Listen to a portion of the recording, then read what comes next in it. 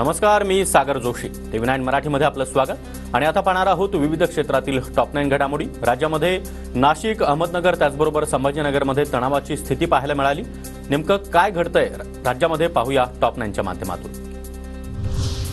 नाशिकमध्ये सकल हिंदू समाजाच्या मोर्चावेळी तणाव, दुकानं बंद करण्यावरून बाचाबाची, पोलिसांनी हस्तक्षेप केल्यानंतर नाशिकमध्ये शांतता.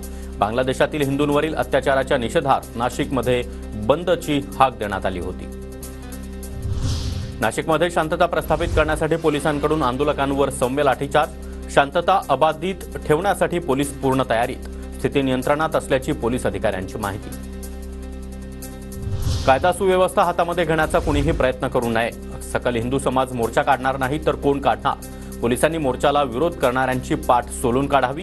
भाजप नेते आशिष शेलार यांचं वक्तव्य. महायुतीमधल्या नेत्यांनी सोलून काढण्याची, ठोकून काढण्याची भाषा करू नये. आशिष शेलार यांनी असं बोलणं टाळावं. अजित पवार गटाचे अमोल मिटकरी यांची प्रतिक्रिया. कुणीही कायदा सुव्यवस्था हातामध्ये घेऊ नये. नाशिकमध्ये सर्वांनीच शांतता राखावी. आमदार देवयानी फरांदे यांचं आवाहन. महंत रामगिरी महाराजांचं वादग्रस्त वक्तव्य. पोलिसांकडून गुन्हा दाखल. वैजापूरमध्ये 19 ऑगस्टपर्यंत जमावबंदी लागू, तर संभाजीनगर शहरात देखील तणावाचं वातावरण. मी जे बोललो ते बोललो. गुन्हा दाखल झाला असेल तर नोटीस आल्यावर बघू. हिंदू एकत्र राहावा हाच उद्देश. गुन्हा दाखल झाल्यानंतर रामगिरी महाराज यांचं वक्तव्य.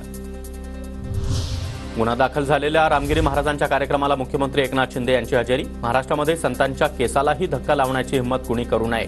मुख्यमंत्री शिंदेंचं वक्तव्य. आम्हाला शुक्रवारी आंदोलनाला परवानगी दिली जात नाही, मात्र सकल हिंदू समाजाच्या नावानं नितेश राणे मोर्चा काढतात, शहर बंद ठेवतात. नाशिकमध्ये जिथे वाद झाला तिथेच मुख्यमंत्री सभा घेतात, हे निंदनीय. इम्तियाज जलील यांचा हल्लाबोल.